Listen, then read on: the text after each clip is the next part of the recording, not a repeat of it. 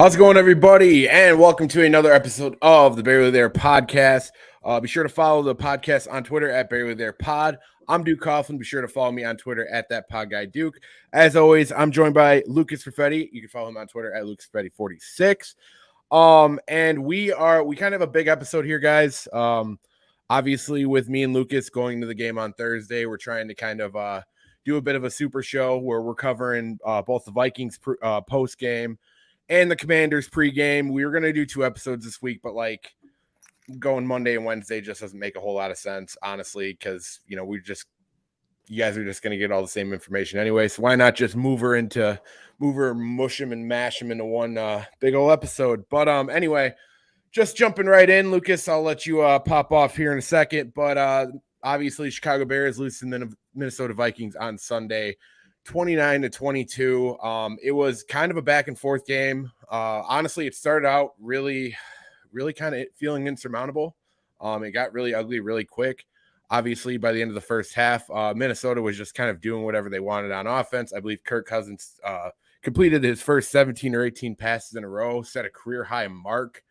Early on, it was just looking really ugly. Obviously, we were missing Jalen Johnson.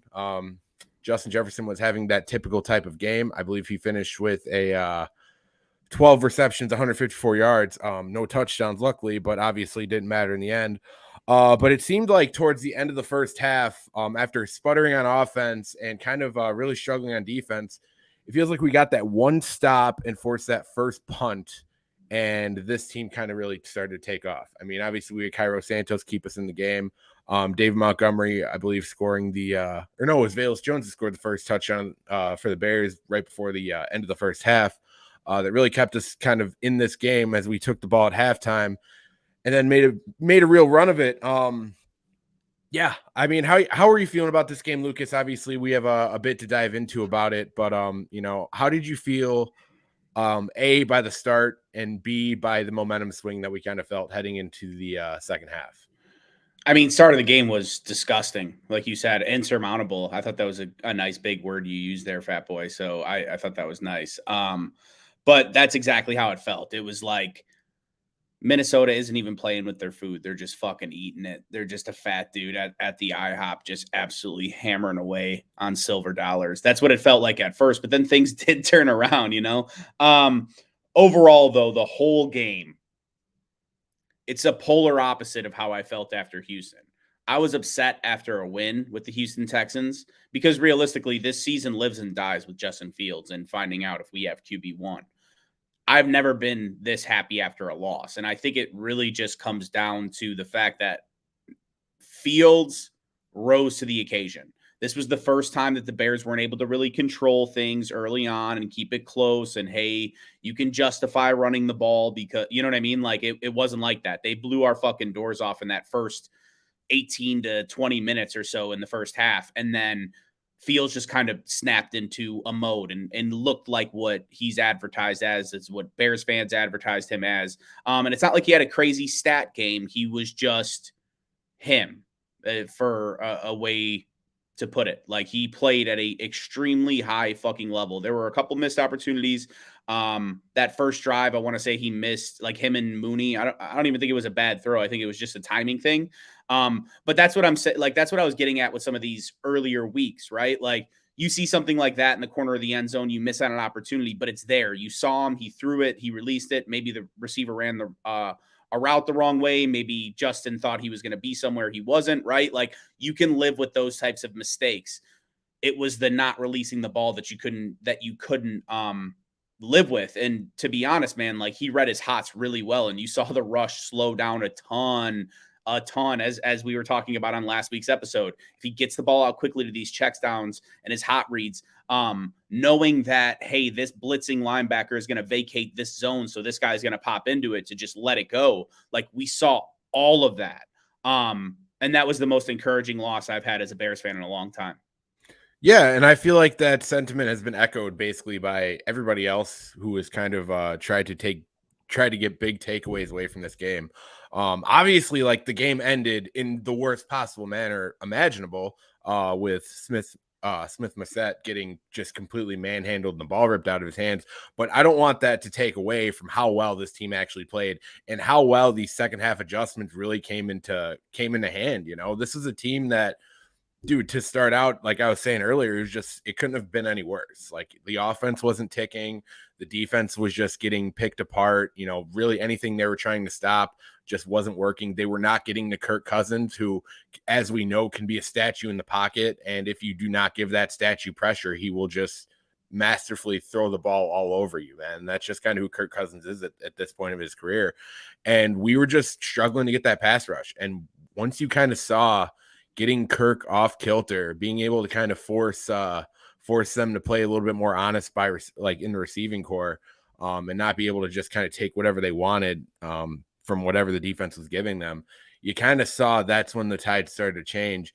And then you started to see, I would say even more, the maturation of Justin Fields, because like I said before, Lucas, like I've always kind of thought Justin was going to get this turned on, being able to kind of see him, throw those strikes downfield and get comfortable and being able to take what the defense is giving him is a big plus in his development. But this is something that, like, the talent that we saw, like we always knew was there. Honestly, I have to give a little bit of credit to a guy that I've been dogging essentially since week 1, and that's Luke Getsy.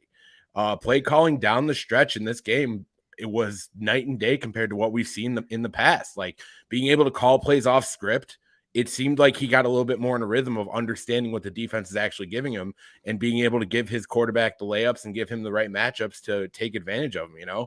I don't think you get that play to Darnell Mooney down deep if you don't kind of eat up the underneath before that. I don't think you get that unless you keep them honest with the run, which, while we did throw a little bit more, 21 times, that's a lot for us this year, for being totally honest, but like, we still were able to run the ball 24 times when we weren't getting success for it. And that will still keep a defense honest, even if it's not working, especially when you have a guy like David Montgomery and Khalil Herbert who can pop off a run at any point, So I think Luke Getsy, especially in that second half, really looked a lot more like the guy that he was advertised to be. Now, the first half, I still have a lot of issues with how the play calling was going and a lot with the game flow. I feel like it took us a little bit too much time to be able to adjust the Vikings defense, but to see the halftime adjustments on the offensive side of the ball and not just see it on the defensive side of the ball was a breath of fresh air, I have to say. It's funny because, like, that whole first half beatdown was like, the Bears have no fucking shot. They have no fucking shot. They have no fucking shot. And then as soon as he hits that play to Darnell Mooney, you're like, they score here, they get the ball at half, they score again, like, you're cooking with grease, like we're right in it. Now, I think that also, I'm actually pretty sure I said that exact term in the group chat during the game. Yeah, and I think, like,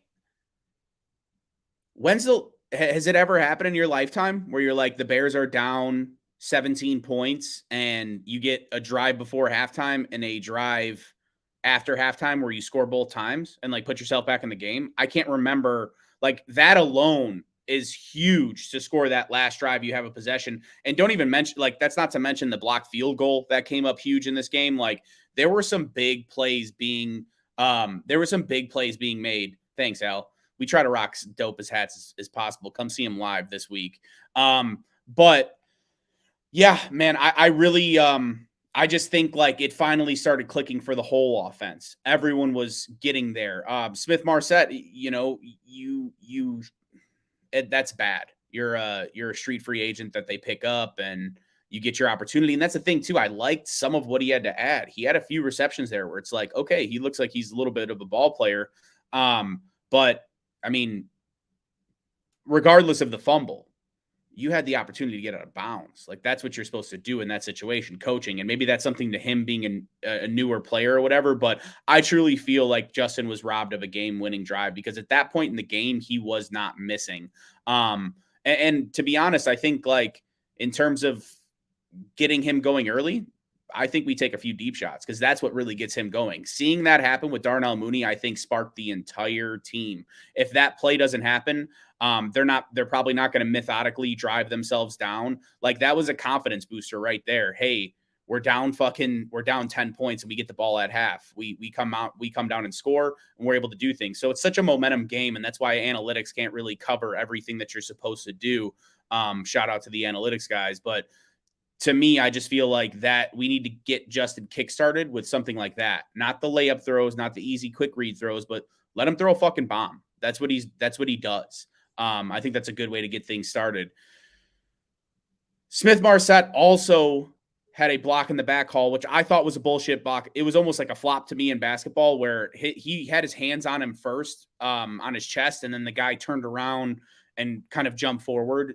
To me, that's bullshit, but that's also something. The Bears weren't going to just be up one. They were going to be up 5 or 6 going into that drive. I'd assume they go for 2 again there, and had a chance to be up by a touchdown. So only needed to get into field goal range. It could have changed the whole perspective of the game. So while I do think there was some mistakes that led the Bears to lose to this game, like second half, they're a second half team. Even Flus has said it. We're a second half team. Like, we're going to just keep fucking coming at you. We're going to keep coming at you with those cold, dead fucking Flus hands. And there's got to be something in the Eberfuel, because it's kind of strange to have your defense get absolutely destroyed for the entire first half. And then second half, what happens? There's only one touchdown scored throughout the entire second half. Like, your defense really was able to lock things down. I mean, that game could have easily been opened up to 40 if they didn't make any adjustments there. So I don't know. I think that's the only touchdown that has been scored against them in the second half too, if I'm not mistaken. Yeah, that the Kirk Cousins QB sneak. Yeah, I think that's the only one that's been scored against them in the second half. So they're doing something right at halftime. That's for damn sure, but definitely need to start a little bit faster, especially against a division opponent. But I think we learned a lot about the division this past Sunday, and that it's not that strong.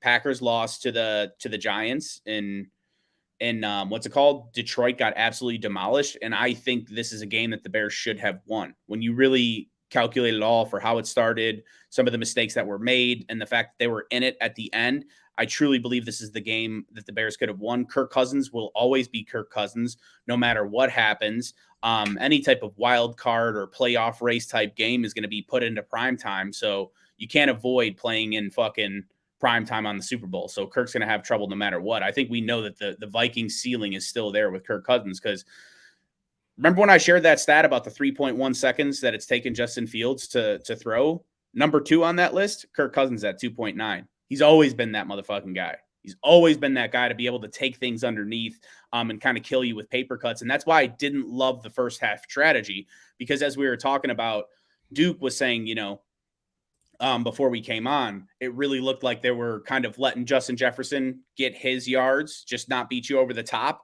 and then take care of everyone else. And that strategy was not working. They should have paid Justin Jefferson a lot more of attention, because I think we would have gotten to Kirk a lot earlier, and we would have seen the true Kirk Cousins throughout the game instead of just in the second half. I mean, how do you start 17 for 17 and still end up with the worst passer rating than Justin Fields? Yeah, no, it's definitely, that's like the most Kirk Cousins thing ever, if we're being totally honest. Like, that kind of encapsulates your entire point, is like Kirk Cousins, even when he looks great, will end up being Kirk Cousins by the end of the game. Like, he will always be Kirk Cousins. There's no way to hide that. Yeah, and I mean, it's really funny because we're actually playing a quarterback this upcoming week who is just like that, in the same sense, where it's like Carson Wentz makes throws that makes you think like, wow, this guy could be a top 5 quarterback in the league. And then by the end of the game, you're always like walking away and being like, nah, yeah, never mind. That's Carson Wentz. You get MVP Carson, worst person ever play football, in the same game every single week. Yeah, no, 100%. But there's a couple points I want to kind of grab onto, and I definitely want to jump into the defensive points, because I feel like the strategy against Justin Jefferson is something that did not work, and it's something that needs to be addressed. I mean, especially when we're taking a look at who's on the field, because I feel like there have been some interesting personnel choices. But like I said, I'll get into that in a second. To kind of encapsulate just kind of on the last few points that I have on offense. I just saw a lot of limiting of mistakes, specifically from Justin Fields. I like that you brought up the Darnell Mooney play early on, because that was a play where like there's a miscommunication there, and I still feel like Mooney kind of overran his route. Honestly, I can't tell you for sure though. It was a situation where I felt like Justin put that in a place that only Darnell Mooney could catch it, and I feel like the thing that's really benefiting Justin right now is it seems like he has confidence against going against coverages and not worrying about them undercutting the routes underneath.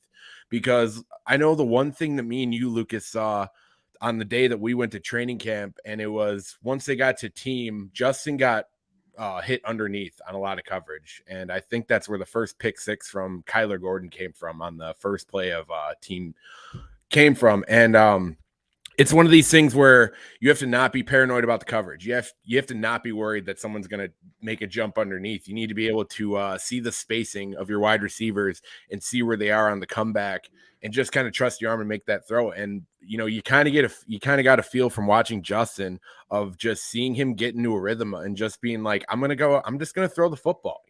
There was no second thought on any of his decisions. That's the most encouraging. And my favorite part is I used to deader him about like kind of looking at his first read, taking that pump fake and then scanning. He's scanning before that ball moves from his fucking hand now, and it's a beautiful thing to see. I believe there was a couple plays where you saw him go to his second and third read, and it looked so natural because he wasn't overcommitting to his first and just kind of backtracking on it. He saw his first read, saw it wasn't there, immediately went on to his second read, and being able to process, being able to advance your processor as a quarterback is going to be really big. But yeah, that and the Mooney play to Harrison Smith in the right corner of the end zone. The only reason I want to bring this one up is because I feel like a lot of people were like, I was waiting for the screenshot to come out, kind of like similar to last week, where it's like, oh, well, he's got his feet set and Darnell Mooney's already open. And it's like, it's really easy to see that on a screenshot, but what you're not looking at is the fact that the left side of the offensive line is getting pushed back. Justin's already on the run, and being able to set your feet when you're running to the right or really running to the left is a lot easier said than done. It's not necessarily a split-second decision. Otherwise, that's how you kind of throw a hanger, and that's how that ball gets intercepted. But regardless, it was still a pretty good throw on Mooney. Obviously, you want to see that come out just a hair quicker, but that's a play that I'm going to let Justin try to make every single time. Well, I mean, you even think about, what was he, 16 of 21 or something like that? He was, I think it was 10 for 13 from a clean 15 for 21, but I believe he was like 13 for 15 in the second half. 13, yeah, and with a clean pocket, I think he was like 11 of 13 or 10 of 13, something like that. So extremely encouraging, but I think just him getting the ball out on time was the most encouraging part of everything, because like I said, those other things are correctable. Seeing Dante Pettis not being able to go get that jump ball, that's what I was getting at kind of too. Look at his incompletions. Like, there's a few drops or plays where, hey, he put it on the receiver and the receiver has to go make a play. That's something that will be fixed. And I think it's something that we kind of talked about going into the season. Hey, I'm not as hung up on weapons as I am on protection. Just keep them protected. We can still see the growth if guys are dropping balls and the stats aren't there. That's totally fine. You know what I mean? Like, you replace Dante Pettis with, I know DJ Moore is a name that's getting floated around. You're probably going to have a lot higher odds of completing that ball. So you get yourself some more talent around this kid, and you see how it starts to click. Before, it was like, fuck, man. And I mean, to be honest, if what they're saying about Justin Fields is true and that he does not make the same mistake twice, he probably made every fucking mistake you can in those first 4 games. So this guy should be just ready to take the fuck off. Either way, man, it's encouraging. It's encouraging to see him get the ball out of his hand on time, because that's something that we really haven't seen a ton from him throughout his entire career. Yeah, it feels like he's finally starting to kind of flip the script. He's doing all the small things right. And, as we said before, it seems like he was struggling with the small things before, and it wasn't allowing him to do all the hard things that we all know he can do insanely well. Like, he's a guy who has deep throw accuracy. He's a guy who can get in a rhythm and throw on the run. But he was doing so many of the little things, so many of the fundamental things wrong early on that he wasn't able to open up to that. So being able to kind of see what he's doing now with that it's really promising. And to put it into like kind of a going back to basics, man, a side by side, even though, but like, I think you also get to the point where he was getting overcoached, whether it was by Nagy or Getsy, but he's probably hearing all these things about his mechanics and this and that. And like, it's always great to practice those things because they're going to become more routine and become a part of your process. But like, it's kind of like when I did sketch comedy, right? You memorize your lines. But before you go on stage, you just say, fuck it, forget it. Like, because if whatever line that you thought you were going to trip up on, like, you could just make it through it. You'll figure it out. Right. And that's kind of what I think Justin was missing from those first 4 games, is saying, fuck it and throw it away. Like we saw with the pump fakes and him resetting his feet 2 or 3 different times in the pocket before he was trying to throw. Like, he was trying to do everything in a Tom Brady, like perfect mechanic sense. And this is the first time he was just like, fuck it, I'm just going to let it fly. And it's like, that's why it's encouraging, because I was more worried about his mental psyche than anything. He was just letting his nuts hang out for the most part, you know? So even in a loss, and it's a game that they could have won too, right? Like, and it's not because Fields wasn't making plays. Fields didn't throw a pick down the stretch that, you know, lost them the game. He put the ball in the end zone, got called back on a bullshit penalty. He was driving that team. We had a timeout and we were past the 50 if Smith Marset goes out of bounds. Like, we had more than enough. And I think they go for 2 at that point too, because you're on the road, you're facing a division rival, you're less talented. You don't go to overtime at that point. If you score, you probably try to go for 2 and take the win right there on the road. That's my personal feeling. Others might feel differently, but that's kind of how I feel about it. All the momentum's on your side at that point. So I don't know, but it's a game that could have been won, and the quarterback of the future, hopefully, if Ryan Poles isn't caking shit onto his nuts, like, he made the plays that he needed to win the game. He was just let down by everyone else around him, and that's okay. Yeah, that's what I expected from this year. Yeah, those are the things you can live with, because we came in, and I know me and you came in with an extremely realistic mindset that Justin's not getting the best weapons put around him coming into this season.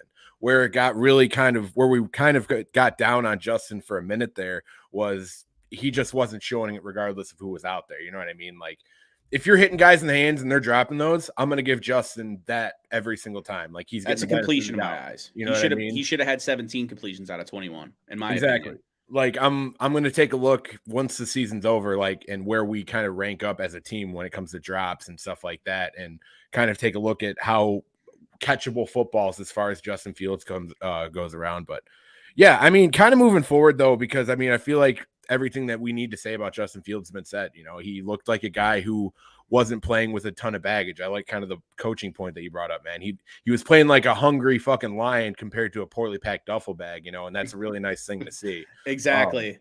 Do you want to hit this before we get into the Washington game? Because this is a pretty hot topic right now. Yeah, I mean, I can give my perspective on it. I don't know if necessarily you're going to agree with it. The question is trade for DJ Moore for the people not watching live. Yeah, so I really like DJ Moore. I've been a fan of him really since he's come into the league. I thought he was a really nice player coming out, and I think he would benefit a lot of playing with a guy like Justin Fields. You know, these were the types of guys you saw at Ohio State coming out of the roster, and them just kind of finding a way to make that work in the offense and being able to capitalize on A, athleticism, and B, you know, being able to kind of run out of the backfield and be kind of a triple threat as a wide receiver. You know how we brought up kind of Percy Harvin as like a comparison to Velus Jones. I could see like a DJ Moore being that type of role while still being a bit better of an outside option.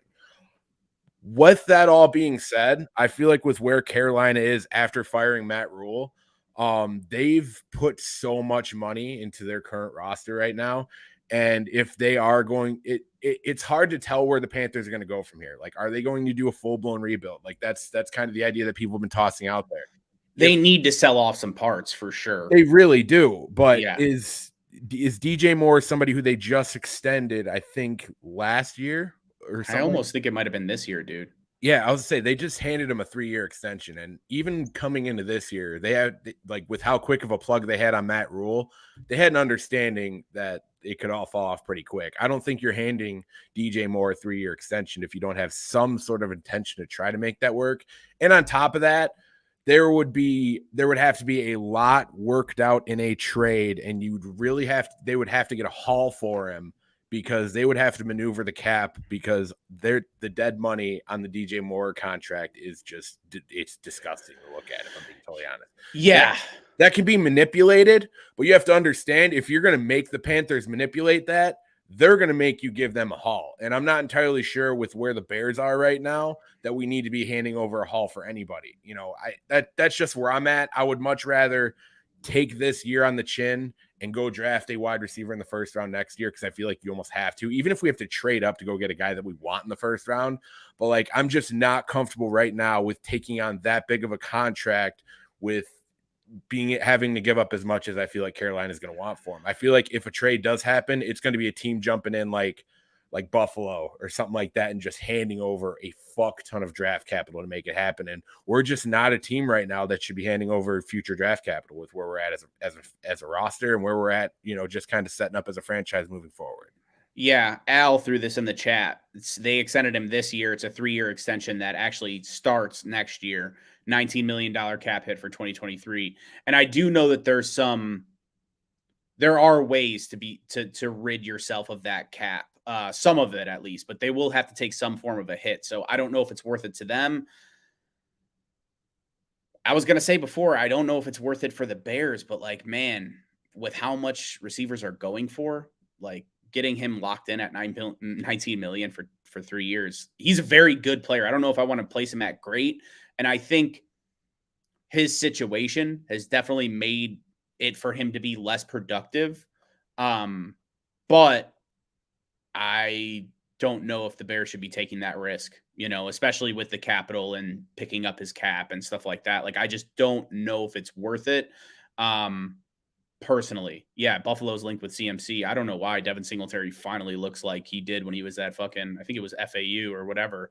But either way, I just feel like it's not possible. Something that I floated and something that I think is a lot more possible is Robbie Anderson. Robbie Anderson, you can probably get legit like a 7th round swap. So get your pick back and move up in the 7th round just to take on his contract because they need to rid of his contract. And I don't believe there's a lot of dead money left. I think he got a 3-year deal right when Matt Rule came in. So unless he was extended, this was year 3. So like they can get rid of that cap and roll that over for next year for whatever's, I think it's prorated, but either way, I think Robbie Anderson's a lot more realistic option. And while he doesn't have the upside of DJ Moore, he's definitely a lot more qualified as a wide receiver than some of the guys that we have on our squad right now. So I think that would be a lot more low risk and low capital type move that you can make Justin's situation a little bit better in terms of weapons this year.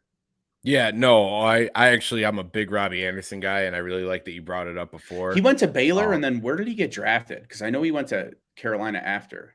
I'm pretty sure he went to Temple, actually. Did he go to Temple? Yeah, he went to Temple. Either he was drafted late by Buffalo or he was undrafted, signed by him, and then he ended up going to the Jets, and I believe that's where he started to really pop off. But yeah, no, Jets is what I was thinking of. I've been a fan of Robbie Anderson for a while. For him being as athletic as he is, for his size, he just kind of feels like he was created in a lab. Like if he were to put on like 15 pounds in his upper body, like he'd be one of the better fucking deep threats in all football. And he's still a really fucking good deep threat. He did go to Temple. Yeah. I mean, I really do like Robbie Anderson. And I feel like if you don't give up much to get that, I think that could actually be like a sneaky good pickup. And that could be a pickup where it's like, hey, Robbie, we know your contract's going to be up here, like how you feeling about sticking around for, a year or two to kind of see how this all works out. And that's a nice little deep threat to have. And I feel like you even draft a receiver in the first round with that to be able to have like that 3-headed fucking monster receiver, which would honestly kind of sounds pretty beautiful if you ask me with what we're currently seeing. But yeah, I don't know. I guess without going too nuts into that, because we still got to cover a little bit of the defensive side of the football with the Vikings and the Commanders. I'm really glad, Alap, that you brought that up, though, because that is something that a lot of people are talking about. A lot of people got really excited about. And honestly, that's something I think you could explore in the offseason. But I feel like with where we're at right now as a football team, I think that's a bit of a tough sell. We need to know who's going to be on this roster next year before we're making that type of move. Ryan Poles' biggest contract was like fucking $4 million.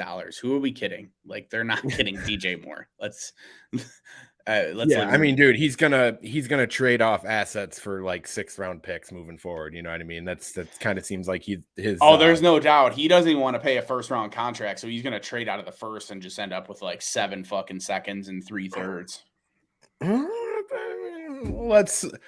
That's going to be something interesting to talk about because I mean, hell, that doesn't sound terrible. I actually don't hate, but like I don't hate that at all. But anyway, I don't want to do too much of a look ahead, but yeah, the Bears are going to draft where I think they are. They're going to end up with a 3 technique in the 1st round. Everyone's going to shit a fucking full brick. Oh my god! It's just like it's just going to happen, dude.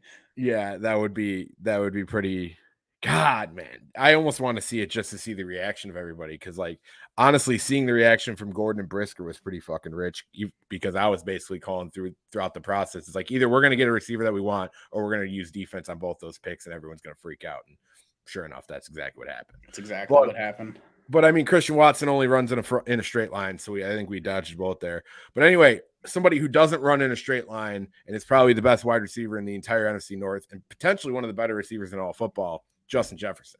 And Justin Jefferson is a guy who absolutely had his way with our defense, mainly because Jalen Johnson was not in the football game, and we are continuing to miss Jalen Johnson on a week-to-week basis. Luckily, moving forward, it looks like Jalen's going to end up playing against the Commanders. He's been a full participant in practice this week. That's your little injury report update because there's not a whole lot to go off of. But and we kind of alluded to it a little bit earlier, Lucas, just kind of diving right into this. I don't necessarily agree with how we handled Justin Jefferson, and I don't necessarily agree with using Jalen Jones, I guess, as often as we have early on in this season. There is no reason to have Jalen Jones on Justin Jefferson one-on-one under any circumstance. Yeah, it was a complete mismatch. And when I see things like that, it really makes me wonder about the personnel choices that we're making. It's kind of similar, and I've beaten my head against the wall with this, and that's fine. I'm the Badger fan of the fucking fan base, but like Jack Sanborn's not getting opportunities and we're getting killed in the run game every single week. Like when is that going to start adding up? You know what I mean? Like, I feel like that's more of an interior defense issue. And I think that falls a lot on our inside interior defensive line, not necessarily living up to expectations early on the season. Another anomaly. Why isn't Travis Gibson starting? Yeah, exactly. Like, he's playing at so much higher of a level than Muhammad. Yeah. In honesty, like, we got Al-Quadin Muhammad with the idea that we were going to be able to stop, like, he was going to be our run stopping defensive end. And like, we just can't stop the run. So at this point, like, we have to just have our best players on the field, and it felt like when we brought Joe Thomas up from the practice squad and basically had him, jump over Jack Sanborn and start with Matt Adams being out, who Matt Adams, by the way, just landed on the IR. So that's going to be an entire influx of what the hell we're going to do with Sam here next week. But it just kind of makes you wonder, like, if we're going to continue to have these guys on the field that we're just trying to fit into a role and it's still not working, are we able to kind of accept defeat and be like, hey, we just need our most talented guys on the field and we're going to have to go from there, because at a certain point, like, our defense isn't bad. I don't think it's in terms of points per game, but it's not good. I think I'll give our pass offense our pass defense a little bit of credit because we've been able to turn the ball over. And I feel like Brisker and Jackson have really kind of solidified it back there, even with kind of questionable play from Kyler Gordon and Kendall Vildor at times. And Alap, I got to agree with you here. I've not been a big fan of Nicholas Moreau the past few weeks. I still am I think the jury's still out on him. I think he has some time to figure it out, but I don't think he's necessarily been as good in coverage as we've expected him to be. And what kind of we need from that middle linebacker role right now. But I do think with how much we're getting gashed in the run game and with how much our interior defensive line is getting just kind of mollywopped, like, it hits a point where, like, we have to start getting creative inside. We can't just stick to our guns and be like, this is our starter. I mean, we see it on the offensive side of the football with, Sam Mustipher, where we're just kind of really kind of clenching our fists about keeping these guys on the field when there's just, this is a fucking anomaly, man. We have to get creative with it. You know what I mean? Like, that's where my biggest issues with this Minnesota game is it seems like by the time we were trying to get a little creative with what we were doing with personnel, it was just little bit too late, and with Sam Adams being out at Sam, with Jalen Johnson coming back, but like with our understanding of how kind of weak our cornerback depth is now by seeing it like on full display against a guy like Justin Jefferson who went 12 and 50 154 on us. Like, we need to start having some like honest conversations about who's going to be our main contributors on defense for the rest of the season. Like, we have our obvious guys. We have our Roquan Smith. We have our Robert Quinn, which is going to be a deadline name that's going to start coming up here pretty soon if he has fucking any trade value at this point. Travis Gibson is going to be a guy that's going to need to be on the field, as you brought up earlier, Lucas. Jalen Johnson, Kyler Gordon, Kendall Vildor, and like, don't get me wrong, Kendall Vildor had a pretty good game and got that interception, which, hey, congratulations. He's been playing a lot better. Yes, yes. It's a step in the right direction, but is that something you want to continue to live and die with? You know what I mean? Like these are questions you need to start asking yourself, like, because while we've seen positive performances from even guys like Joe Thomas when they were brought up immediately, we've seen kind of them come back down to earth at some point, and we can't continue to have that happen if we want to be able to continue to build a accountable culture on defense. I guess is kind of the biggest point I'm trying to make. Well, here. yeah, and I mean, here's the thing, like you're not really tied in to too many guys as starters. Like no one on that front four other than Quinn is being paid like a true starter, right? So like if and I actually am surprised by this, but Justin Jones has 6 tackles for loss. I think the leader in the NFL has 8. So like he's right up there, but I feel like our interior defense has been getting destroyed. Like Pennell is still getting out there somehow or some way. I don't know. I'm just not a huge fan of it.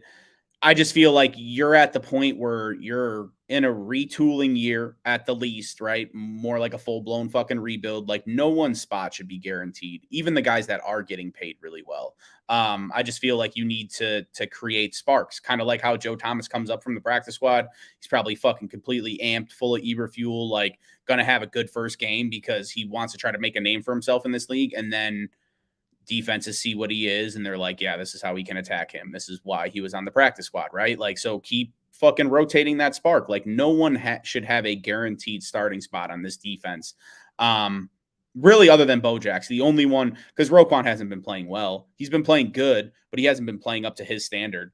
And he even talked about it. So no one is playing at an elite level, in my opinion, other than Eddie Jackson on on really the whole fucking team consistently. So Mooney plays really well too, and David Montgomery's a complete fucking dog. But no, yeah, I agree wholeheartedly. Like if these guys aren't working out well, rotate them. I don't care what attachment you have to them because you played with them or you coach them with the Colts. Like Travis Gibson is clearly raising the level of play of everyone around him when he's in. Good things happen. He is one of our plus players. You do not like I know that you're a heavy rotational type team, but Muhammad was getting the lion's share of the snap for the first 4 games. I haven't seen the snap counts of this last game, but let's get him in more. Let's let him start and give him that 60-40 split instead of Muhammad. That's just, that's just how I feel. I feel like you got so many young guys and so many unproven players. You fucking claimed 7 guys off waivers. You had 8 or 9 draft picks make the fucking initial 53-man roster. Like there should be no one with a guaranteed spot on this team. Absolutely no one. And if you're not playing well, you should be fucking pulled and try something else out. And if you learn that, hey, this is worse, then go back to the other guy. It's not like you're going to lose much. Yeah, no doubt. So Travis Gibson and Alquani Muhammad had a near identical snap count last week. It was 46 for Travis, which accounted for 58 of the defensive plays. And it was Alquani Muhammad, which this website just updated for no fucking reason, had 44 for 56%. So it seems like they're starting to get around to Travis getting more of the heavier load. And Eberflus has talked about this in the past, but like it needs to be to the point where anything on second and third down, it needs to be Travis Gibson out there. And I said this last week, like Alquani Muhammad, I can live with on first down because of his, proficiency. He's not playing well though. He's not. And Dominique Robinson's playing better than him too. And Dominique Robinson's playing better than Robert Quinn currently. And it still kind of baffles me that you have a guy like Robert Quinn that has had, if you look at his statistics, his statistics are like a yo-yo. He'll have a year where he goes off, then he has a year where he cools down, and then he goes off again, and then he cools down. The idea of not trading Quinn at his highest value is still mind-boggling to me. How you decided, like I get the whole cap implications and all that stuff, but like I just would rather have Khalil Mack this year. You are preaching to the choir, my friend. For a fact, Lucas, I was beating my head against the wall, screaming this. And like I understood the Mack trade, but Mack without Quinn made no fucking sense to me. Maybe there wasn't a market out there. but I refuse to believe that after a guy just had 19 and a half sacks. So yeah, dude, that would blow me away, honestly. Like, I understand, like, maybe I oversold Robert Quinn's fucking market when we were talking about it in the offseason, it was but always a like, sixth, dude. It was okay, always a I sixth. don't, oh my gosh, Now I would I kill don't, for a sixth at this point. I don't even want to crack me at this point. I still feel like you could have got at least a 5th round fucking pick. Like, the guy just broke your team's sack record, and teams wanted pass rushers. Teams always want pass rushers, if we're being totally Dude, honest. Buffalo Like, paid Von Miller like it was 2011. Like exactly, they dude. paid him like he was just entering his prime. Like somebody would have got a little bit froggy and been like, "Hey, we have Robert Quinn here. We want a 4th or 5th round pick. Like, whoever gives us the better offer gets him." You know what I mean? Like, he shouldn't have never broke camp with us, if we're being totally honest. Like, it felt weird when we went to training camp, we saw Robert Quinn on the field. Like, it was weird. It felt like it was something that was like we've been waiting for it to happen. And maybe it doesn't, but it does seem like a deadline type name. And this isn't like a detriment to how we feel about Robert Quinn. I do want to clear that up, because everyone on Bears Twitter gets offended when you complain about anybody. But like, it's just an understanding where we are as a team, and understanding of wanting to get younger and everything like that. Like, it just made too much sense to trade him, Well, and he's older than fucking Mac. We kept the older guy. And we kept the guy. And I talked with my buddy at work about this, huge Bears fan. Like, Wes, if you're listening to this, here's your shout out, buddy. Here's your shout out of the week. One of the better Chicago guys that I know. He brought it up, and it's impossible to argue with. Like, you can look at the numbers all you want. You could look at how many games that Khalil Mack played last year compared to Robert Quinn. If we're just talking about a talent standpoint, who's the better football player? It's not even close. That's what I mean. Like, and that's where you have to look. Like, if you're bringing a guy back and you're going to have to kind of accept defeat on a trade value with either of them, and you look at the guy who's more talented, whose trade value is at an all-time low, and you look at the guy who's not is maybe a bit more of a one-trick pony in pass rushing, whose trade value is about as high as it's ever going to be for the rest of his career, you have to understand the values and just make that trade. Like, I love the fact that we got Kyler Gordon and Jaquan Brisker. Like, and people look at that pick as the Jaquan Brisker pick more than anything, but like, you could still find a way to make that happen and manipulate the fucking what you have on your roster. You could have gotten them both. You could have traded down a few picks, and I guarantee you would have been able to get both of them. Yeah, like they're both falling. There was a way to go about that. Yeah, because everybody started panicking and drafting wide receivers, which happens every single year. But yeah, I mean, again, it's hindsight's 2020. People are gonna call us like freaking every name in the book because we dare question King Poles. But yeah, like, it just, you go with the talented guy. You do, because it feels like Khalil Mack going back to a 4-3 defense. Like, it's not like it's foreign to him. We literally turned him into a 3-4 linebacker when we traded for him, because he was always a 4-3 defensive end, or even he was linebacker with the Raiders. He was no risk, dude. Like holding on to Robert Quinn was a risk, because his value could significantly take a dip with where Khalil Mack was getting paid, with what edge rushers are getting paid, like us eating the dead money.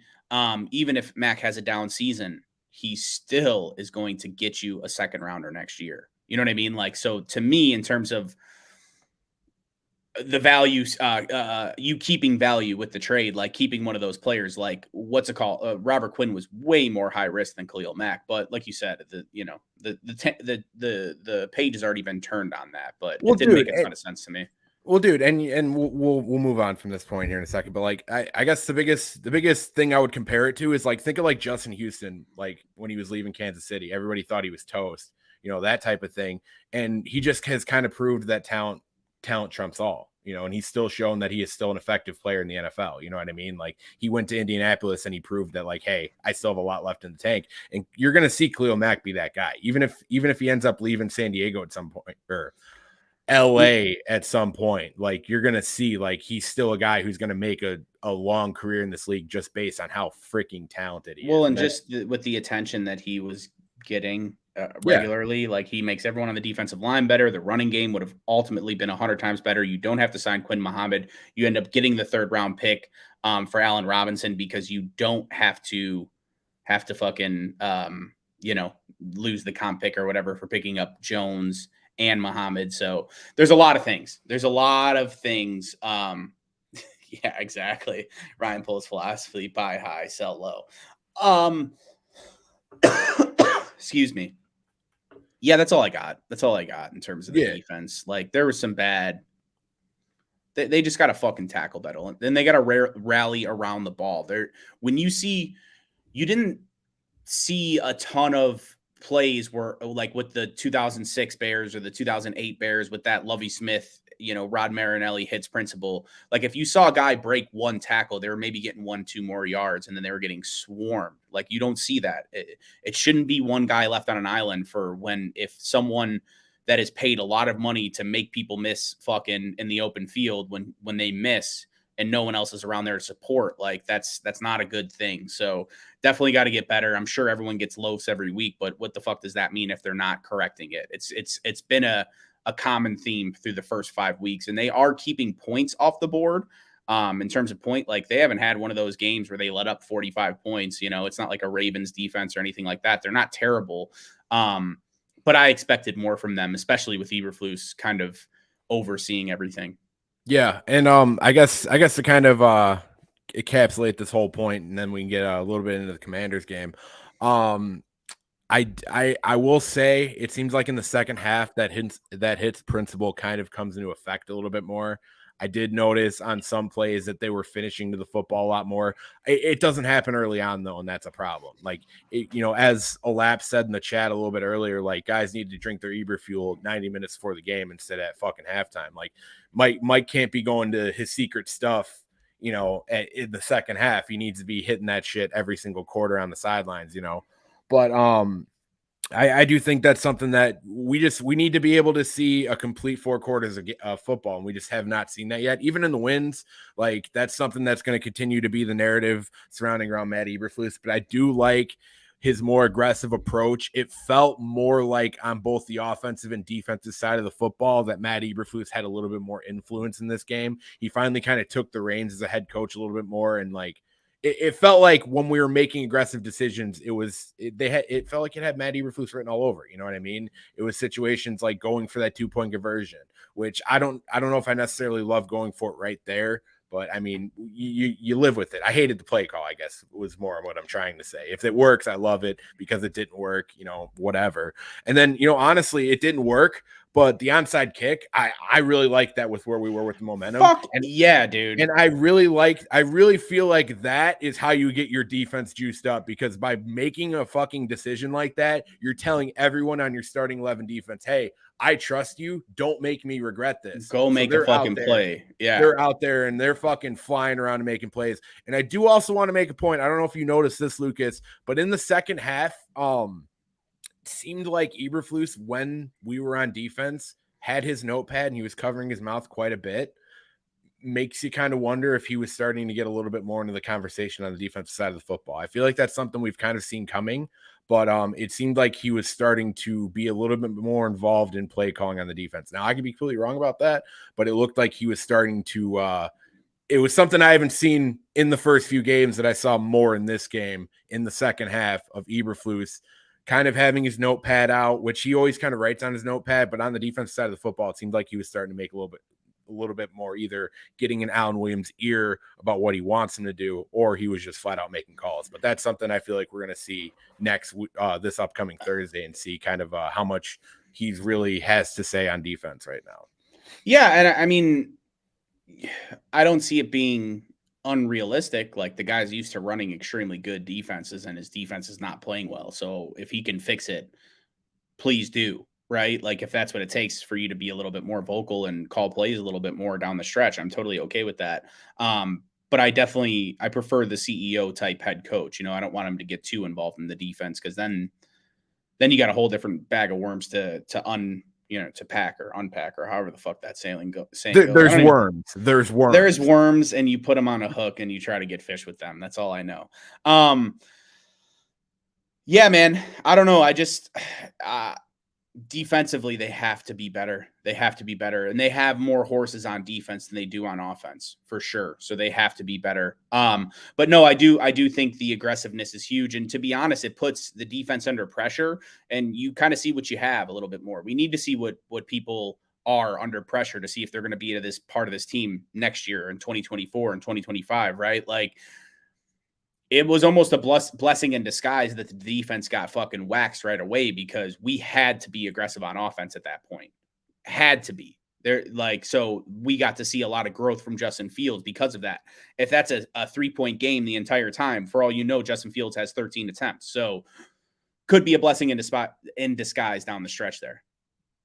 Yeah, no doubt. And I guess before we get into the Commanders game here, it's something I forgot to bring up one on offense, and this subtle flex. I did miss on my bowl prediction this week, but damn, was I close with Cole Kmet. Cole Kmet finally got it going a little bit. Cole Kmet looked good. I mean, Darnell Mooney looked good. Like, that's, again, highlight the skill. It's something we've been hearing for a while. Like, you have two guys that can actually catch passes in the NFL that prove that they've done it in the previous year. So let's milk those fucking guys for everything they're worth until defenses pay so much attention to them that guys like fucking Emir Smith, whatever, is fucking streaking down the field. You don't have to worry about him getting stripped. I mean, that's the thing, right? You don't get out of bounds. I'm sorry to go back to it, but you don't get out of bounds. That's your first mistake. That's fine. But then you have a dude come and snatch the ball from you like it's his big brother being like, hey, I'm going to play with my friends now. Give me that back. Like, that was fucking bad. I'm surprised he's still on the team, to be honest. And I'm not like someone that calls for people to get cut, and I don't want this, like, I have no ill feelings towards this kid. Like, I'm sure he's hurt enough. A lot of people are fucking weirdos on the internet, and they probably DM'd him and said all kinds of crazy shit to him. I'm not going to take it that far, but just for where he was at and him getting brought, I think he got brought on like a week or two before after Byron Pringle went on IR, right? So, like, I don't even think he was a part of this roster to start the year, if I'm not mistaken.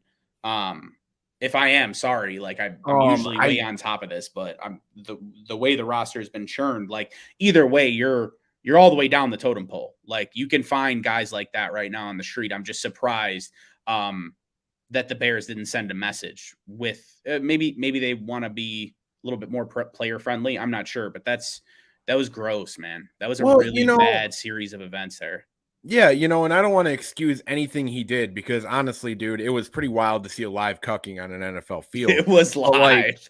But it's so crazy to me that he was on the field in that situation in the first place. And I feel like that has to fall a little bit on what Luke Getsy's doing. You know what I mean? Like, and I gave Luke Getsy a lot of credit on the beginning of the show, but like, why is he on the field, dude? Like, you have options. Like, I'm not saying that's on polls, dude. Like, to be honest, that's on fucking polls, to be honest, because why is he even rostered currently? You're right. I do agree with that. That man, I could go on right. If you're only able to have fucking 5 or 6 receivers elevated and 2 of your guys are injured, and that's who you got to pick from, Velus Jones, man.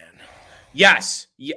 And we didn't even cover, like, Velus Jones's touchdown, his anytime touchdown prop, which I literally tucked my sack. I had it in a parlay and took it out and fucking put it in for Cole Kmet, because I'm like, there's no way.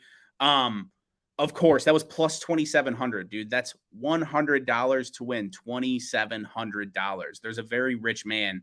And hopefully it's Velus Jones Sr., to be honest. Hopefully he put that prop down. But either way, man, one target, one offensive snap, one touchdown. Let's you drafted a fucking wide receiver in the 3rd round. I understand he had to start slow. He had a hamstring injury, rough outing in his first week, but let's incorporate this fucking guy in the offense a little bit, huh? Like, let's try that. Yeah, no doubt. I mean, it's somebody that, I mean, the first week he was back, I definitely understand that argument of wanting to get him kind of worked in, but this past week, with how just we're so depleted at receiver. So Dante Pettis can't catch anything. Like, Dante Pettis, I guarantee, just seeing Justin Fields, like, disappointment on his face from that Dante Pettis drop, like, there's no shot he's going to be getting those opportunities. It was contested. I won't say, it's not like he just dropped it, but you expect a receiver to win that battle. I mean, more than half the time. It's kind of like the argument of, like, Justin throwing a little bit behind a receiver, but it's still being very catchable and them dropping it. Like, you're going to have those guys that are being like, whoa, the throw wasn't there. Well, it's like, oh, NFL receiver. If that was to Darnell Mooney, I would be a lot more disappointed. Or like Allen Robinson last year, I'd be a lot more disappointed. To Dante Pettis, again, I kind of turned my focus towards Ryan Poles. Yeah, no doubt. But Yeah, I feel like we've kind of covered the Vikings game, man. I feel like we've kind of gotten all the takeaways. And honestly, like my buddy Caleb on Facebook, I'm glad you popped in, buddy. He said this team's getting tougher and tougher to watch. I got to be the flip side, man. I disagree. This team's starting to get a little bit of juice. Like Little anyone who follows juice, yep. everybody who follows me on Twitter, I'm sure they were fucking like sick to death about me tweeting about juice on Sunday. But like, it felt like as the game just kept on, dude, that juice just kept on brewing. It's The Eber fuel was like fucking getting boiled in a pan of fucking au jus, and like it just felt like we were starting to really get something going. And like, I really hope that this is just a pop off game, man. And honestly, you look at the Washington Commanders, the season they're having so far, like, bro, how are you 1-4 in the NFC East? Like, that's a tough look. Like, and I know the NFC East is better this year, to be honest. Yes, I know. There's no doubting that. I think the NFC East is a better division than the NFC North, to be honest. But I think a lot of that has to do with Carson Wentz being. I think a lot of that has Carson to do with Wentz. The Detroit Lions being the Detroit Lions as well. One thing I will say though, I feel like we've gotten to the Peter Bukaki, Dexter Williams level of juice with this team, to be honest. And I tell you, dude, there's something there. I'm not going all the way there. And I even tweeted about it. It's like, dude, 8-9. I'm still like, I'm ready to get 8-9 tattooed on my forehead because I still feel like that's where this game is. I had them going 2-3 through the first 5 games. I had them going on a win streak starting now. So let's fucking get that going. Let's rattle off 2 or 3. Like, let's get back to 3-3 against the Washington Commanders, and let's have a mini bye and then go take it to the Patriots. Like, let's fucking do this. Yeah, let's get the juice, baby. And you know, as I was saying, like, this is the team to do it against. Like, you look at what Washington is doing on offense, you see like how much they're allowing on defense, and it's kind of crazy considering, you know, it's a Ron Rivera defense, but like they're allowing so much through the air right now because they're having issues getting to the quarterback. And you know, outside of their passing game, which Carson Wentz, say what you want about him, he's Carson Wentz, as we said a little bit earlier on the show, like, and he's always going to be, but like, he's a guy who just is a yardage. He's a yardage fiend. He will always get you yards through the air. But what he does with that is he just never capitalizes. And that's where you have to be able to capitalize on the other side of the football. You need to be able to bait him in the throws. You need to be able to get pressure on him. Like, forcing Carson Wentz out of the pocket is honestly one of the more ideal situations, which is crazy when you consider where he started off his career as kind of like that dual threat type quarterback. But dude, he looks like an overgrown leprechaun that got cast off by the leprechaun family. Like, they don't let him in anymore just because he's been smoking meth. His body just doesn't make sense. Like, what's that meme that's going around? It's that freaking singer or whatever. He's just talking about like how your body is just like obscene. Like, my Lord, my God, your body is obscene. But like, that's what I think of, like, of Carson Wentz. Like, he's just such a weirdly proportioned guy. I'm not saying he's a poorly packed duffel bag, but I'm saying like he's weirdly proportioned, and like, he just doesn't look natural at any point on the field. Like, he is just the most Carson Wentz of all time. The Redskins are -7 in the turnover battle, by the way. So they have given up 7 more turnovers than they've gotten back. Yeah, no, Washington certainly is Adam Levine. That's the fucking meme I'm thinking of, dude. That's Adam. Oh, that's right. Is that real? I hope that's real. Yeah, no, like it has to be. I mean, I need a picture of the PFT Carson Wentz in the Letterman's jacket with that Adam Levine meme. Like, dude, the Carson Wentz in the Letterman's jacket is the worst photo shoot I've ever seen done, dude. It's the best. Oh my God, he's gonna throw for like 403 touchdowns against us. Oh my gosh, like, now that we're talking about it like this, but like, dude, you know, Dan Schneider was so responsible for that photo shoot. Like, he probably handed him his Letterman's jacket, and he's like, sent a couple emails. I believe in you, Carson. Yeah. Yeah, definitely sent him some butterfly kisses. But anyway, yeah, like I was saying, dude, like, this is definitely the team to get it going against. Like, they're not able to run the football at all, which benefits us as a team that has been just absolutely drowning at being able to stop the run. Terry McLaurin is going to be the matchup, and luckily we have a Jalen Johnson who is a full participant at practice all week. So you have to believe in his first game back playing at Soldier Field on Thursday Night Football, he's going to be juiced up because he's a guy, if you know anything about Jalen Johnson, who does not enjoy not being on the football field. So that's going to be a really cool matchup to watch. And, you kind of look at the other side of that and it's like, well, Duke, you have to worry about Jahan Dotson. Well, Jahan Dotson is currently sitting at questionable this week, and that bodes insanely well for us because if Jahan Dotson were to not play, it's going to be the Carson Wentz, Terry McLaurin show, and that could easily turn into Eddie Jackson, Jalen Johnson show. So that's something that's going to bode really well. And, as I say every single week, and it's something we didn't see until the second half of last week's game, like we have to get pressure at the quarterback position. The only way the 4-3 cover 2 or Tampa 2 defense works is if your front four is getting to the quarterback. Like we've beaten this to death. Years where we couldn't get to the quarterback, that's where the secondary gets picked apart. Even in the Lovie Smith days, like being able to get to the quarterback is number one, A1, like not having to blitz a linebacker, being able to have everybody in the right position, and being able to force Carson Wentz to try to make a play instead of taking a sack is where this defense gets their juice. Well, and don't forget, their offensive line is headlined by our old friend, Charles Leno Jr. And hopefully Jenny Leno doesn't hear this, but as someone actually who never wanted to pile onto Leno because I didn't think he was good, but I didn't think he was as horrible people made him out to be, especially for what he was getting paid. He was just left on an island far too much. But Robert Quinn better have his fucking way with Charles Leno. Like, let's be real. Like, we need every other team has been able to get a pass rush on Carson Wentz. Carson Wentz has been turning the ball over. Like, they have been playing very sloppy football. And as someone who was a huge fan of Ron Rivera and wanted him a long time ago, like, it does seem that the game may have passed him by a little bit. Well, our boy Ron Rivera, actually, I thought it was really interesting his comments that he made about Carson Wentz this week. He was just like, our quarterback sucks cock. Yeah. Yeah. It was basically like he got asked, like, what's the difference between you and the other teams in the NFC North? Like, what NFC East? Yeah. What are the other teams in the NFC East doing well that you're not? And he brought up the quarterback position almost immediately. That was all he said. He was like, quarterback. What's the difference between you and those teams? He was like, quarterback.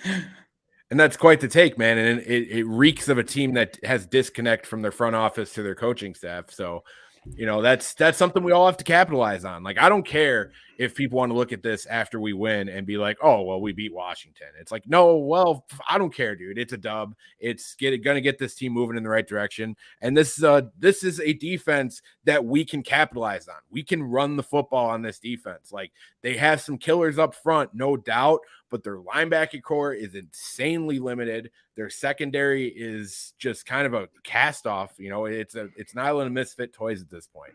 We have Rashad Wildgoose, who UW Madison, that's one of my boys. Like, I love me some Rashad Wildgoose in college, but like, come on, man. I don't know if he should be starting as an outside corner in the NFL. That's an elite last name.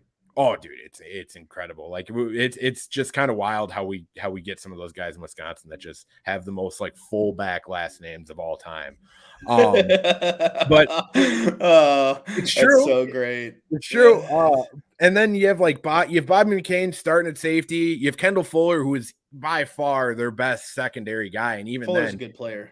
He's just not the player he was. You know what I mean? Like, he's. Like, from that first stint when he was in Washington originally to getting traded to Kansas City, like, he was playing at an extremely high level in KC. Yeah, no, 100%. And even in his first tenure in Washington, like, he looked like a potential star in the making. But he's starting to hit the twilight end of his career right now, and he's just stuck on a team that doesn't have a lot of talent in the secondary, so he has to make up for a lot. And like I said, dude, their interior linebackers or even their outside linebackers too, like, they just don't instill fear in me. Like, Jamin Davis, Cole Holcomb, John Bostic has a chance to start at weak side linebacker for Washington this week. Doesn't matter, Spag. He said if you look on ESPN, Ron Rivera took it back. He apologized to Wentz. Doesn't fucking matter. It still was said. He Carson said what Wentz he needed to say. is the face of every meme on the planet right now, and he's fucking draped all over Twitter with that Letterman's jacket, looking like a cracked out fucking leprechaun that just overgrew. I honestly I want PFT to listen to this podcast just to hear how much we're just shitting on the Letterman's jacket. Cause I don't know if anybody got a Letterman's jacket as a fan quicker than he did. So the Letterman's jacket is I do like a good Letterman's jacket. There's a Bears one that's fucking sick, but it's like $250, so there's no way I'm buying it. yeah, no, that's actually it's actually a good website that I know what you're referring to. I don't want to name them yet, but could be something down the line for the Barely There podcast. You know, hopefully, yeah, hopefully. Yeah. But no, I will say there is a small fear though that which Carson Wentz are we getting, because it is kind of like the magic 8 ball. When you shake that bitch, you don't know which Carson Wentz is coming. But there are times where he looks elite as fuck. I'm just hoping this isn't one of those games. Yes, the one Ashton Kutcher wears sometimes. It's fucking dope. Yeah, that Letterman's jacket. But I think it all comes down to kind of this is another game where I think we could see Justin Fields take another big step in his progress. They do have some hogs on that front line, and they can get off after the quarterback a little bit, but they're limited in a lot of other places. So we need to just kind of take care of Chase Young and make sure that he doesn't completely fuck our team up and our offensive line. And then I think Justin Fields is going to be able to really make some strides here. And it's a lot more soft zone. I mean, Ron Rivera likes to run that in the cover 2 too. So you're going to have underneath shit. And Justin Fields did a really good job of taking the underneath shit last week. So Chase Young's actually not even on the roster right now because he's currently dealing. Did he go to IR? Yeah. Okay. So yeah, so that's something we don't have to worry about. Bears by 1,000. I will say though, Jonathan Allen has to be probably one of my favorite interior defensive linemen in all He's football. A monster. And he is, dude. He's just disgusting. He has been since day one. He's a guy who can kill you in both run defense and pass rush. If he gets lined up, if he lines up over Sam Mustard at any point, it's GG. Justin Fields is gonna have to roll out somewhere because Musty's just gonna get freaking a football stuffed up his anus, and it's not gonna be by himself. It's gonna be by Jonathan Allen. Oh yeah, he tore his ACL against Okay. I think it might have been the preseason actually. Against Tampa Bay.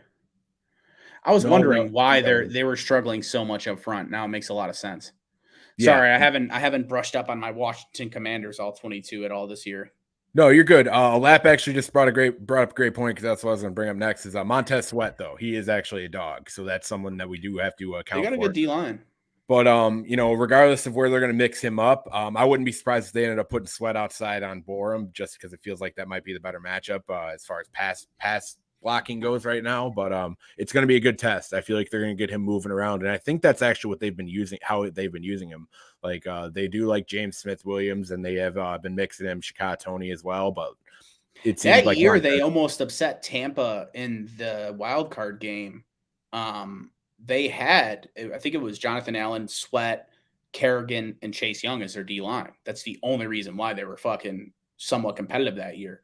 And then it's kind of broken apart a little bit with injuries and Kerrigan, being past his prime. And then I think he went somewhere else as well. But yeah, Deron Payne's also a dog. Honestly, if they drafted defensive linemen 5 years straight, dude, they should have a very good defensive line.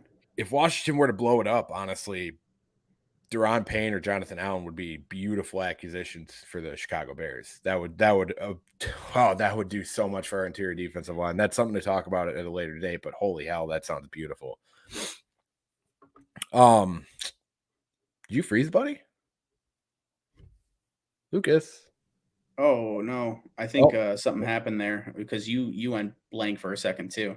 But yeah, so I don't know. Any other points you have as far as just the depth chart? I mean, there is No. I will say that the Bears are favored by 1 point, I believe, at home, which is essentially a rat line. And I think the Bears are in a better place than the Commanders are right now. The Commanders deal with a scandal every single year. Just had the head coach talking about how his quarterback's dog shit to the media and then rescinding that comment. So I think realistically, this is a game that the Chicago Bears should win. This is one of the few that I think the Bears should win this game. That's another question. Is Mustafa starting? I don't know. My guess is yes, but I feel like just I figure feel like something else out. we're forever cursed by Sam Mustipher. I just feel like we're never gonna Go like get someone off someone else's practice squad. Like go do something like that. Like make a there change. there are so many guys on practice squads, and I made a list of it last week that have played significant NFL action or were like guys that should have been drafted. Like Alex Lindstrom, I don't understand why we have just not even taken a fucking waiver on him. Like, even if you don't want to start him, we are drowning at the center position, especially with Cody Whitehair going out and Lucas Patrick being forced to play at guard, which guess what? We signed Lucas Patrick to be a center, has not played a single snap at center yet this year. So like we need to start like King and this Poles, falls man, on our does it boy again. Ryan Poles. You know what I mean? Like, why are like Mr. fucking sneaky pickups, Mr. Undrafted free agent offensive lineman? Like, there are guys sitting out there that would probably be better than the current center we have. Like, why not at least bring them into camp and let them snap footballs? Like, I even said it fucking, I think it was 2 weeks ago. Like, god damn, I take Patrick Scales at center at this point. Like, good lord. At least he knows a cadence. He can look at a fucking. Sure Patrick Scales fucked somebody up in the last 2 weeks on a punt coverage or something like that. He was right down there on the muffed punt against the Giants. Oh, that's what it was. He recovered the muff punt, I believe. Yeah, he's right down there. He's a guy, dude. He's a football player, man. You talk about a fullback tight end like fucking guy. That's Pat Scales. I mean, like, yeah, he's a long snapper as a career long. That's what people forget, like about kickers that go to make tackles and shit. Like, sure, they're not NFL caliber athletes, but they played a position throughout all of high school, and then probably did like a little bit of backing up here and there at some colleges. Definitely not the big programs, but you know what I mean? Like, our fucking kicker was a linebacker in high school. So like these guys did play some football in their life. That's not, they didn't just go to punt, kicking and fucking whatever, punt, kick and toss camps or whatever those are. Punt, pass, and kick. Punt, pass, and kick. Yeah. Yeah. You know what I was saying. Punt, run, and toss, he says. No, I said punt. I said punt, kick, and toss, I think is what I said. All right. Yeah. You're a jag-off either way. Yeah, no, 100%. And I do think Alette brings up a good point here. New commander scandal. Wentz is not actually quarterback. But all right, so we are kind of starting to run to the grind of it. Before we get to bold takes and score predictions, I do want to bring up a point really, really quick about what we could potentially do on offense that could really make this be the Justin Fields game. And that is the return of N'Keal Harry. And that could also mean a bigger role for Velus Jones as he finally enters his third game in the NFL. Like, do we see more of Velus Jones? Do we see that offensive snap count go up a little bit, especially with what happened with Smith-Marsette in the last game? Like, is this a situation where we start kind of mixing it up with the best, the most, honestly, in all honesty, the most talented guys on the field? Like, what do we see out of N'Keal Harry? Like, do we see a decent snap count out of him? Do we see a limited snap count? Like, I still feel like he has a ways to go before he's going to start taking snaps away from Ectomarius. Well, and that's the thing, though. I feel like we haven't seen a lot. And I know everyone calls him EQ. It's ESB. I don't give a fuck. I don't even care. I don't even care what he says. It's ESB. That's the same thing that happened. Remember what happened when ODB went to OBJ?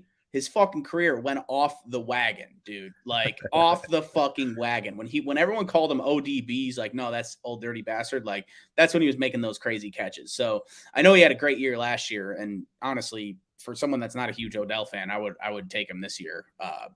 For sure. If he wanted to come to the fucking Bears, I would grab him in a second. No idea what he'd want to do here, but hey, I wouldn't complain. No, I think realistically, we're at the point where, like, yeah, we just need to get the best athletes out there. Like, if it's not Darnell Mooney or Cole Kmet, just give me whoever has the best RAS scores at this point and just have him fucking run goes and just let Justin throw it up. And that's another thing too. Harry's 6'4".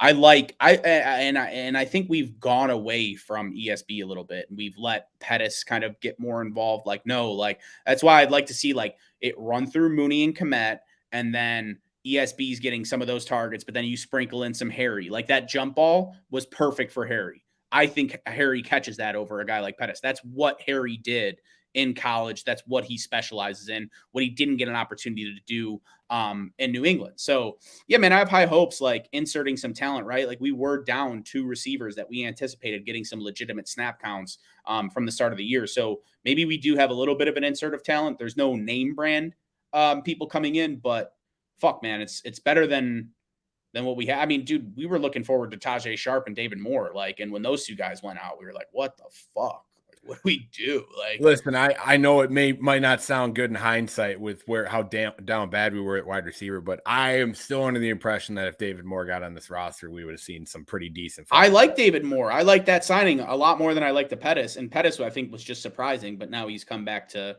what he's been in his career. I mean, and I feel it felt like, in all honesty, when we signed Pettis, that was going to be something for the punt and kick return competition. But obviously, we've seen Velus just basically completely take over that role. But yeah, I guess we are getting a little bit tight. Last defensive point, give my boy Jack Sanborn some snaps at fucking Sam already. Like, please, I don't even care. Try it. Just something, you know what I mean? Like, even if you want to give Nicholas Moreau a breather and try him at middle too, you know what I mean? Just give me something, because he didn't look bad in pass coverage in the preseason. I'm not saying that's going to translate to the regular season, but like, what do we have to lose at this point? Especially like with a team like Washington, this is a team where you kind of mess around with something like that, and then you go with your big boys against a legitimate team. Well, you probably got a lot of short turnaround, so you got a lot more guys banged up. So yeah, let these other guys that haven't been getting a lot of minutes get some snaps now.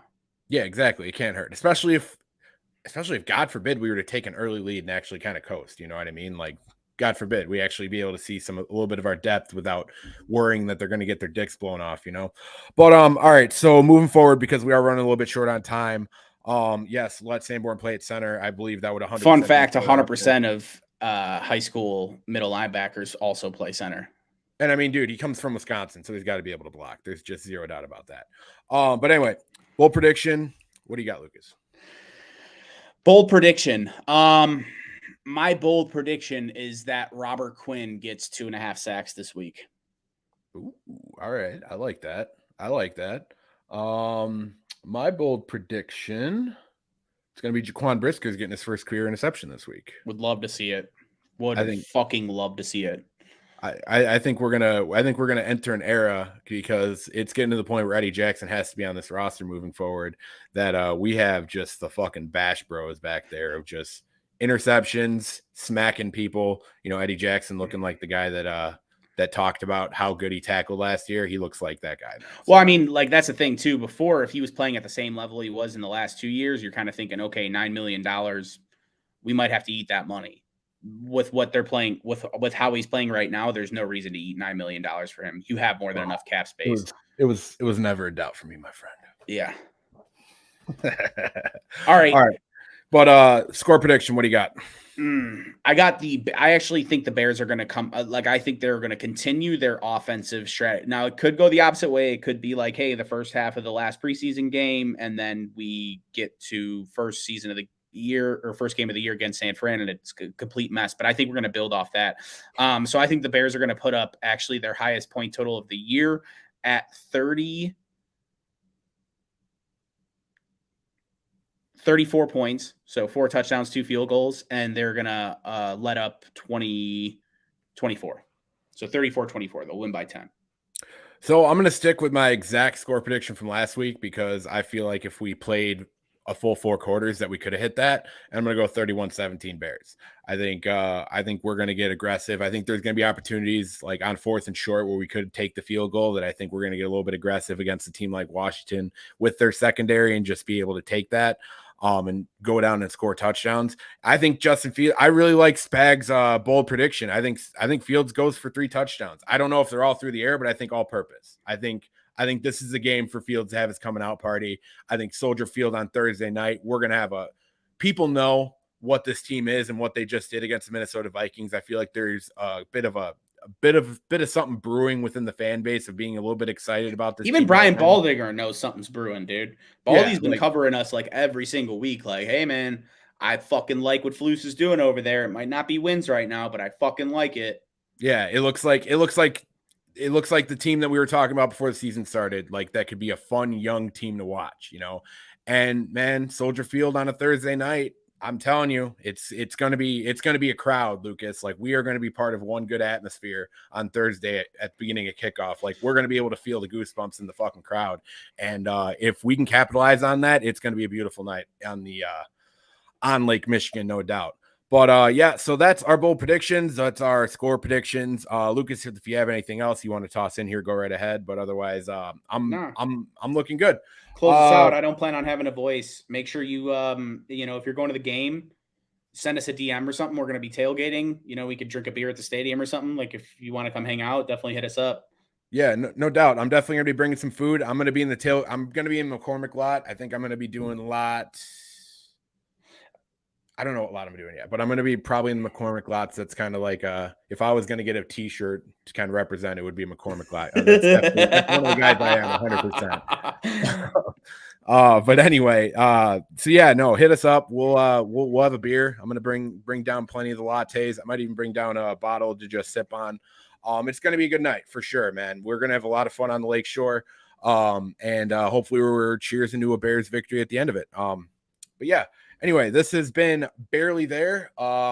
Be sure to follow us on the podcast or follow us on Twitter at Barely There Pod. Be sure to subscribe. Our link tree is basically everywhere at this point. You should be able to find it. Spotify, Apple, Google Play, don't matter. We have like every podcast is available at this point. Be sure to subscribe to us on YouTube. If you are listening to the show on a podcast, you maybe notice that we kept bringing up like guys like Olap or Spag or a couple different guys that were in the chat today. Like it's because they're on YouTube and they're talking to us through the YouTube chat, because that is the best shot that we have to get your comments mid-show. Like, we love answering these questions. I think you guys add to the show a lot. I think it kind of stops me and Lucas from kind of coasting off and being complete morons. So we always appreciate the support with that. As Lucky Spag says every single week, smash that like button. That does a lot. That helps us with the algorithm on YouTube. YouTube is a tough nut to crack, but I feel like we've actually been getting some real headway lately. Getting pretty close to 50 subscribers, which, that might sound small time to most people, but hey, we're taking it, man. This is a grassroots podcast. Me and Lucas are coming up from the fucking dirt. Like, we are not backed by some company that tells us that we cannot fart on our balls on a live stream for 2 hours. Like, this is just me. You know what I mean? Like, this is us. We are non-corporate as humanly possible. Anyway. But yeah, that's all I got. Till next time, I'm Duke. That's Lucas, and we've been Barely There. Bear down.